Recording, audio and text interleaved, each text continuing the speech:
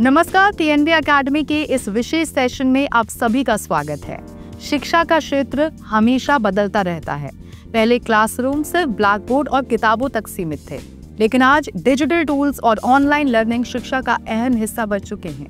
ऐसे माहौल में संस्थानों के लिए सबसे बड़ी चुनौती है कि वो कैसे लगातार बेहतर होते रहें। यहीं आता है कंटिन्यूअस इम्प्रूवमेंट का महत्व। ISO 21001-2025 इसी विचार पर आधारित है कि शिक्षा संस्थान हमेशा आज से बेहतर बने रहें। ISO 21001-2025 का परिचय।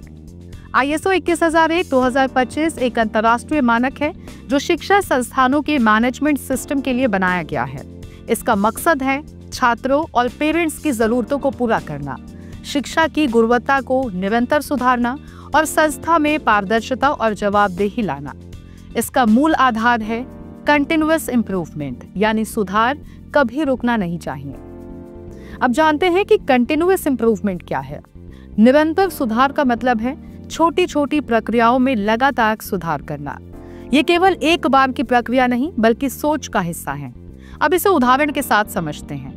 अगर किसी छात्र का फीडबैक नेगेटिव है तो उसे तुरंत सुधारा जाए।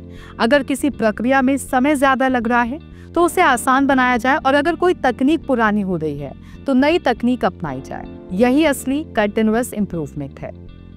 अब जानेंगे कि शिक्षा में निरंतर सुधार क्यों जरूरी है। शिक्षा की दुनिया लगातार विकसित हो रही है।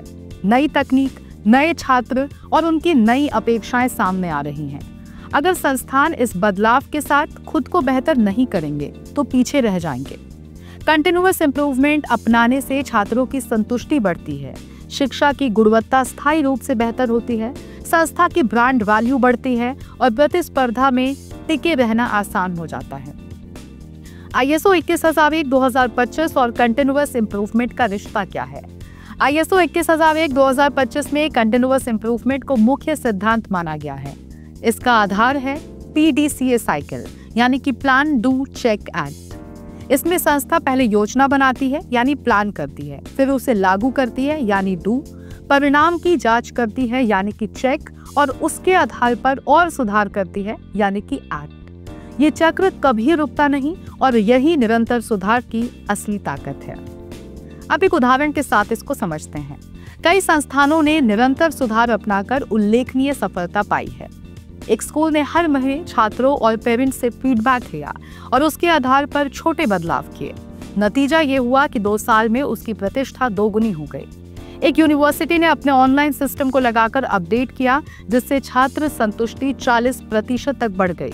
वहीं एक कॉलेज ने शिक्षकों की वार्षिक ट्रेनिंग पर ध्यान दिया और इसका असर पढ़ाई की गुणवत्ता और परिणामों में साफ दिखाई दिया। अब जानेंगे निरंतर सुधार लागू करने के आसान तरीके। संस्थान कई तरीकों से कंटिन्यूअस इम्प्रूवमेंट को लागू कर सकते हैं, जैसे नियमित फीडबैक सिस्टम बनाना, इंटरनल ऑडिट करना, मैनेजमेंट रिव्यू मीटिंग्स करना, डिजिटल टूल्स और डेटा एनालिसिस का उपयोग करना और शिक्षकों और स्टाफ की लगातार ट्रेनिंग कराना। ये तरीके सुधार की प्रक्रिया को आसान और प्रभावी बनाते हैं। संस्थानों को आने वाली चुनौतियां। निरंतर सुधार लागू करना आसान नहीं है। इसमें स्टाफ का बदलाव के लिए तैयार न होना, नई तकनीक पर खर्च और समय और संसाधनों की कमी जैसी दिक्कतें आती हैं। लेकिन ISO 21001-2025 इन चुनौतियों का समाधान देता है। ये संस्थानों को एक फ्रेमवर्क देता है। योजना बनाओ, सुधार लागू करो, नतीजे मापो और फिर और बेहतर बनाओ। भविष्य की शिक्षा और निरंतर सुधार। भविष्य की शिक्षा पूरी तरह से टेक्नोलॉजी ड्रिवन होगी। इसमें AI और पर्सनलाइज्ड लर्निंग का बड़ा योगदान होगा। ऐसे में कंटिन्यूअस इम्प्रूवमेंट ही वो ताकत है जो संस्थानों को अपडेटेड और प्रासंगिक बनाए रखेगी। जो संस्थान सुधार की इस संस्कृति को अपनाएंगे वही भविष्य में सफल रहेंगे। हम फिर मिलेंगे एक ऐसे ही जानकारीपूर्ण वीडियो के साथ। तब तक के लिए बने रहिए टीएनवी एकेडमी के साथ। धन्यवाद।